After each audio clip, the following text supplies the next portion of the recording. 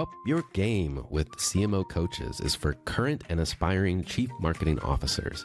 Each episode will feature one of our experienced CMO coaches focusing on a topic that they are passionate about to help you up your game.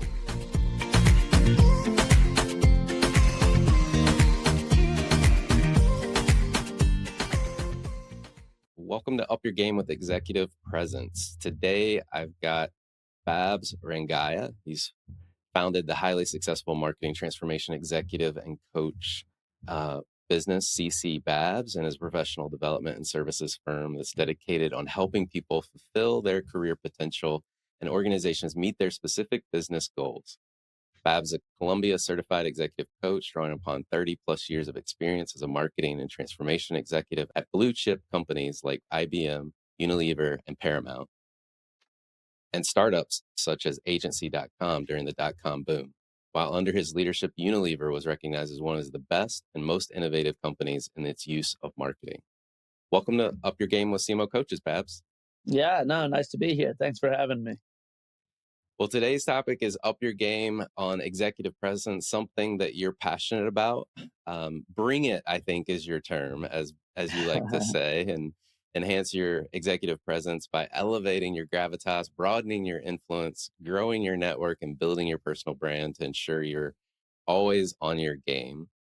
Executive presence has long been a crucial aspect of all of our roles. However, with the rise of things like AI and the need to influence in a digital transformation, the advent of virtual presentation, social media, the scope of all these skills have expanded. They're now more essential, not only for internal business meetings, but all forms of interaction and communication, whether it be presenting in a boardroom, influencing various colleagues and functions in narrative form, or on social media. In an AI-driven business environment that democratizes knowledge, the key differentiators for leaders will be their so-called soft skills: communication, persuasion, and narrative building. So Babs, let's start with what is executive presence? It's really about having a set of qualities that illustrate that you have the gravitas, the authority, and the presence to be a leader, and to be able to influence other executives. It's kind of how you act, it's how you speak.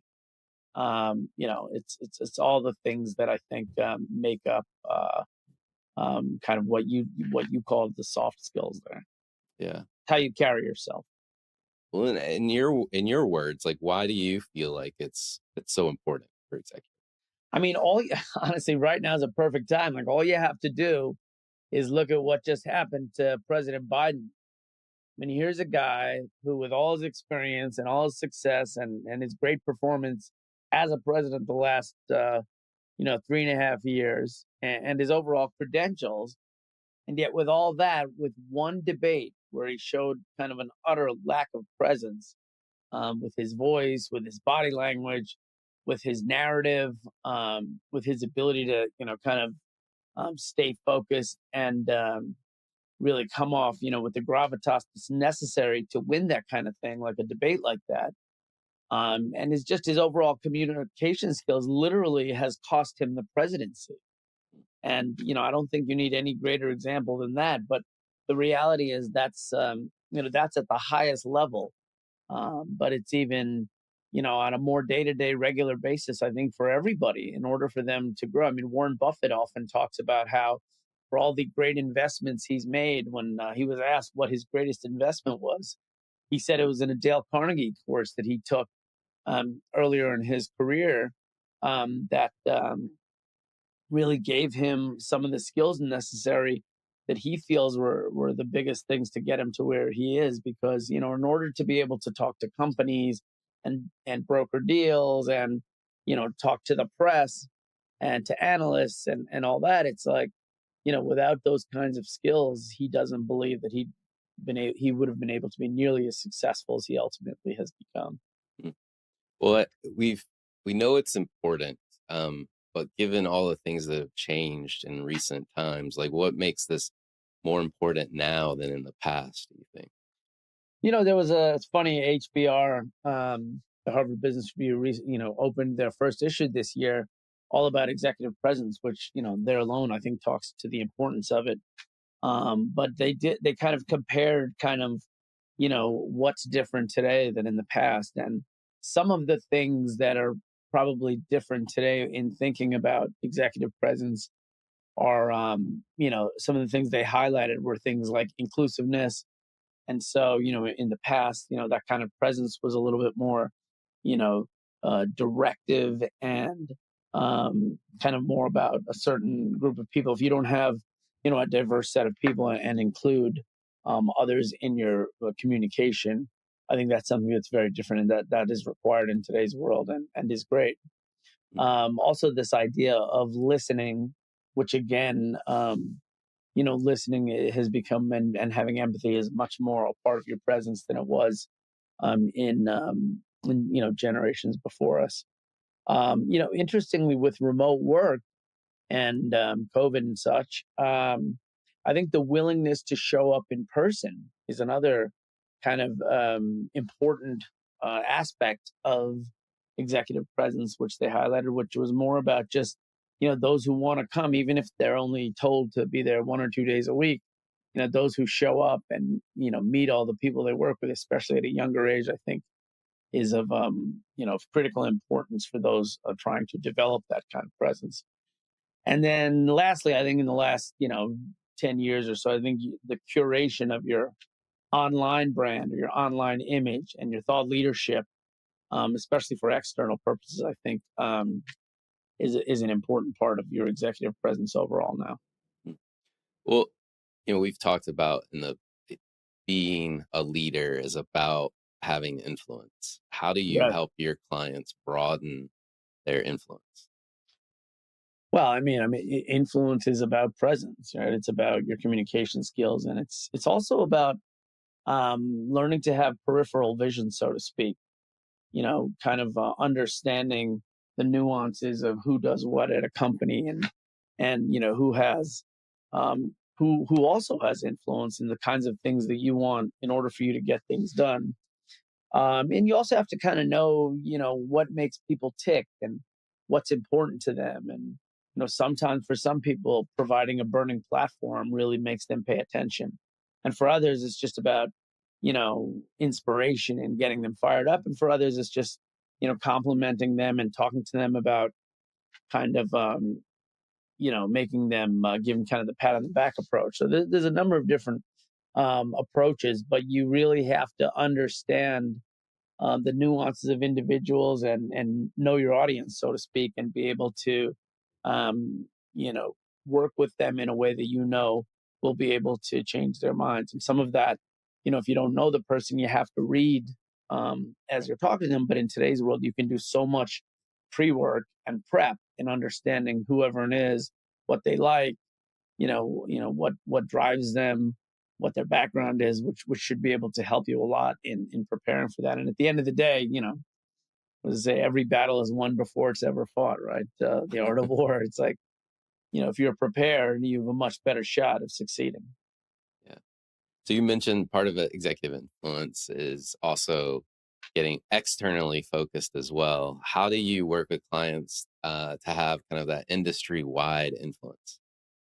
It's about conferences and events. It's about networking. Those are the things that I think are really speaking on stage, doing panels, really showing your thought leadership in a way that you're leading not just for your company but for the industry at large.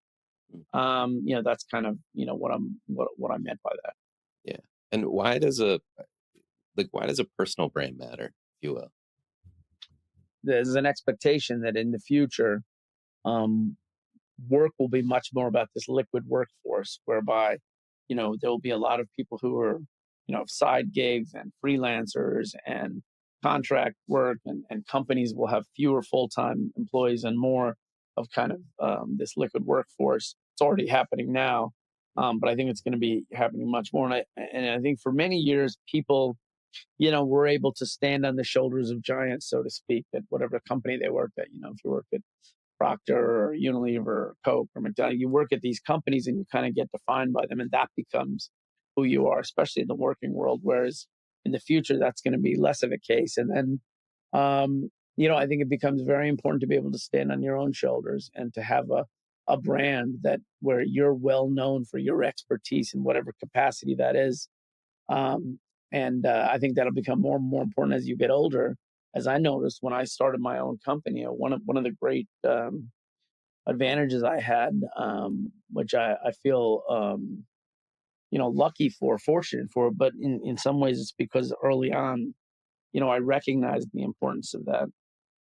And I do have, a pretty well-known brand, so most of my business has been incoming. I've been able to spend most of my time on the actual work and the coaching and the consulting versus, constantly being out there, pitching business, doing business development. And at some point, I'm sure I'll have to do more of that, but certainly in the early going, in the first few years, um, almost all of it was incoming, which all goes back to having a brand and being well known, for a particular type of expertise.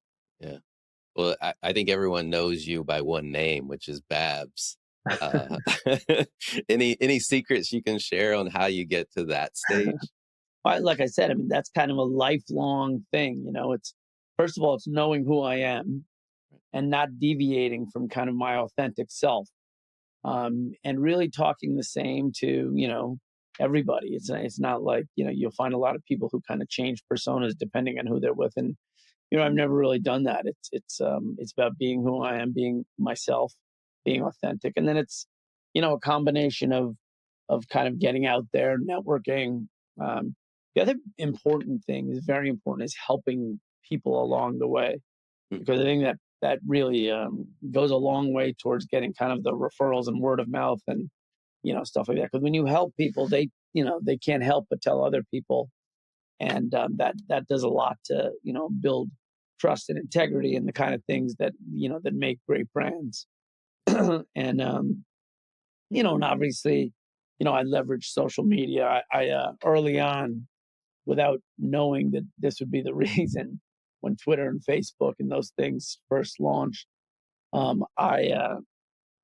was a big proponent of them, not necessarily just because I liked it, but also because I was responsible for driving transformation at Unilever at the time. And I used to kind of preach that you have to live the space. You can't just read about these things and hear about them. If you really want to understand how to leverage them for marketing, you have to live them yourself. So I kind of pushed and drove people to, get on Twitter, get on Facebook at the time. Those were kind of the big ones. And then, ultimately there was obviously, YouTube and Pinterest and other things that, we did as well.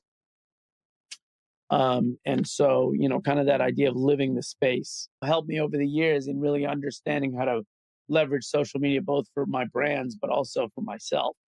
And yeah, I've been pretty consistent, over the last kind of 10, 15 years in using the different media and doing it in a way that's appropriate to that particular channel. awesome. Well, we've covered a lot of ideas today. How would you advise somebody just to get started on improving their executive presence?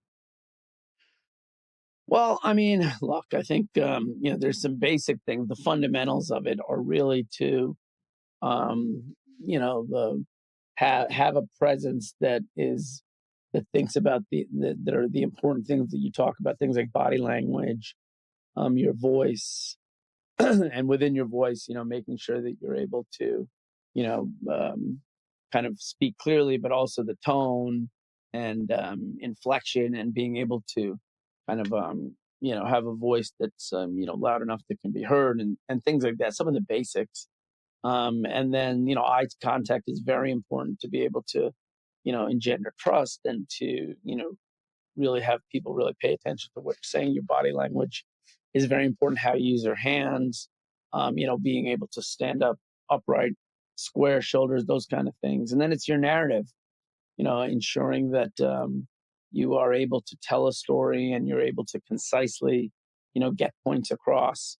Especially with leadership, when you're talking to executives, you can't go into, the whole kind of how the house was built. Just tell them where it is, and be able to really get insights and be able to get right to the point. Um, especially when talking to executives, I think is important. And then, ultimately, I think it also helps to do, I do these workshops. So obviously, I could just say, well, hire me to do a training workshop because I do a lot of executive presence workshops. I do a lot of personal brand workshops for companies. And in some cases, they can really be game changing if you don't have an understanding of how to really put together a strategic deck in a way that's concise, impactful, and translates data and numbers into an actual story. If you don't know how to present in a way that's really influential, especially if you're trying to sell and close, you don't know how to tell stories. Those are the things that I really work with people on and help them.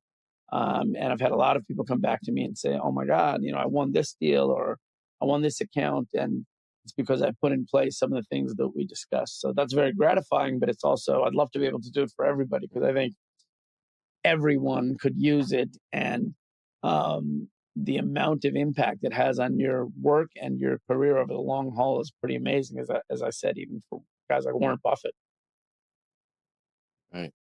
Any advice on, you're a CMO coach, certified CMO coach, any advice on selecting a great coach for yourself?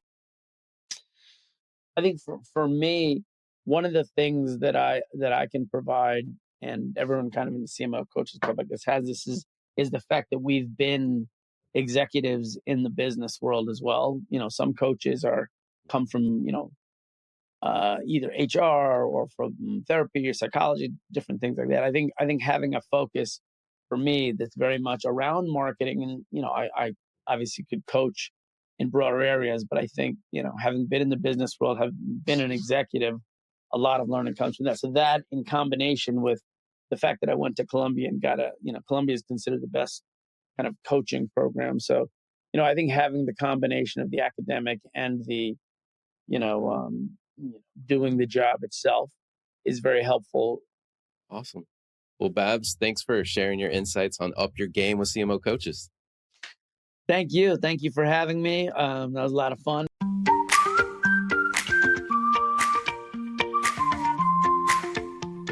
This episode of Up Your Game is brought to you by CMO Coaches. If you want to work with a coach, visit cmocoaches.com.